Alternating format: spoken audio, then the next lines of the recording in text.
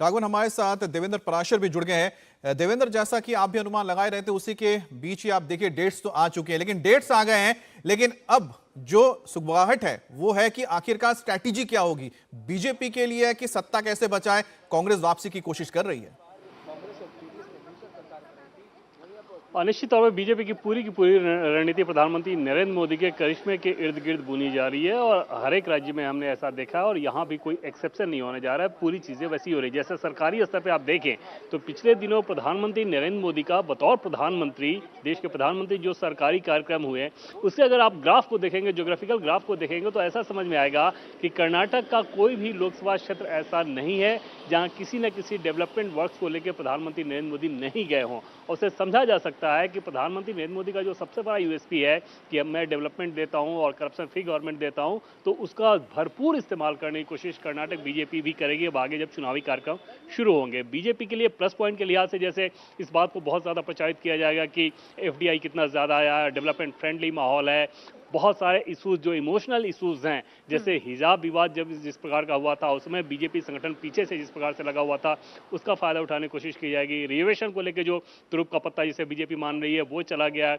उसका फायदा उठाने की कोशिश की जाएगी। वो कालंगा समुदाय को उत्साहित करने के लिए उनके सबसे बड़े आइकॉन कैंपा गौड़ा के स्टैच्यू का इनॉग्रेशन खुद प्रधानमंत्री मोदी से द्वारा किया जाना, उनके केंद्रीय मंत्री को यहाँ पर रखना, स्टेट मिनिस्टर्स को रखना, इन सारे फैक्टर्स के सहारे बीजेपी एक माहौल बनाने की कोशिश की जाएगी। लेकिन जो केंद्र बिंदु रहेगा इसमें कोई दो राय नहीं कि सब कुछ प्रधानमंत्री नरेंद्र मोदी के इर्द गिर्द बुना जाएगा और कर्नाटक में येदियुरप्पा को सबसे बड़े चेहरे के तौर पर रखा जाएगा। और आप देख रहे हैं कि किस प्रकार से बीजेपी ने अब ये मैसेजिंग भी शुरू कर दिया है कि भले ही येदियुरप्पा चुनाव नहीं लड़ रहे हैं लेकिन उनके छोटे बेटे जो कि विधानसभा का चुनाव लड़ेंगे उनको पिछले दिनों आपने देखा होगा कि वो वीडियो बहुत ज्यादा वायरल भी हुआ था कि अमित शाह ये कह रहे हैं कि पहले वो विजेंद्र से वो बुके लेना चाहेंगे। तो कुल मिलाकर एक मैसेजिंग की कोशिश है कि येदियुरप्पा पूरी तरह से पार्टी के साथ हैं। एक और तस्वीर याद आती है जब प्रधानमंत्री मोदी, आपको याद होगा जब एयरपोर्ट के इनॉग्रेशन था तब वो हाथ पकड़कर लेकर आए थे, अंदर दाखिल हुए थे और येदियुरप्पा की, और ये उन्होंने मैसेज दिया था। हर जगह पे देखिए साथ में रखते हैं ताकि मैसेज साफ जाए कि भले ही सीएम का फेस नहीं है लेकिन जो पूरा कैंपेन हो रहा है और जो पार्टी जो है वो येदियुरप्पा के साथ खड़ी है। शायद यही मैसेज लगातार देने की कोशिश की जा रही है। राघवन, एक बात बताइए कि लिंगायत करीब 14% है और जो वोकालिका जिसका जिक्र कर रहे थे अभी देवेंद्र, वो करीब 11% है। सिर्फ इनके भरोसे क्या बीजेपी जीत पाएगी? क्योंकि 16% जो मुस्लिम वोट है वो तो लगता है कि एक मुश्त बीजेपी के खिलाफ ही जाएगा, जिस तरह के माहौल वहां पर या फिर जिस तरह के बयान आए हैं।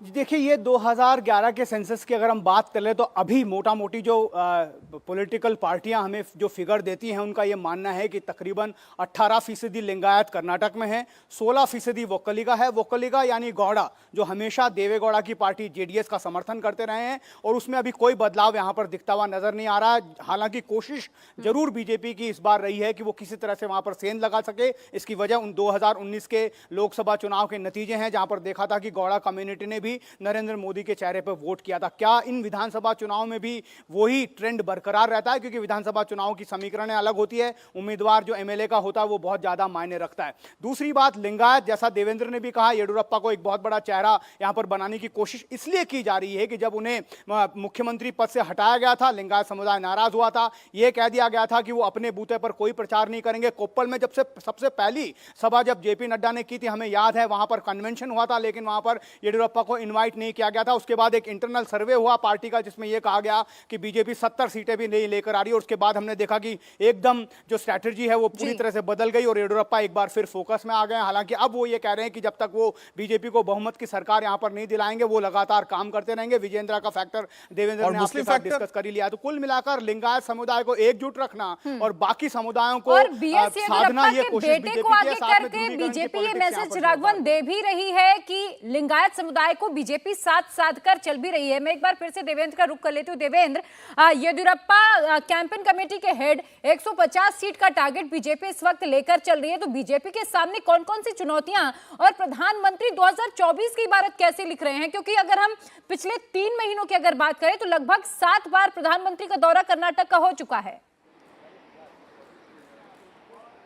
जी हाँ, बिल्कुल। और जो हम लोग बार बार जब चुनौती की बात कर रहे हैं तो अपोजिशन वाली चुनौती वो तो समझ में आ रही है, एंटी इनकमेंसी समझ में आ रही है, लेकिन एक और जो बड़ी चुनौती आएगी वो ये आएगी कि जैसे टिकट डिस्ट्रीब्यूशन होगा फॉर एग्जाम्पल हम लोग इस बात को कह रहे हैं कि येदियुरप्पा को साधने की पूरी कोशिश की जाएगी, लेकिन येदियुरप्पा का दखल टिकट डिस्ट्रीब्यूशन में अभी तक बहुत ज़्यादा होता रहा है, पिछले चुनाव में भी बहुत ज़्यादा रहा है। इस बार क्या पार्टी उसे अफोर्ड कर सकती है, ऐसा इसके संकेत नहीं मिल रहे हैं।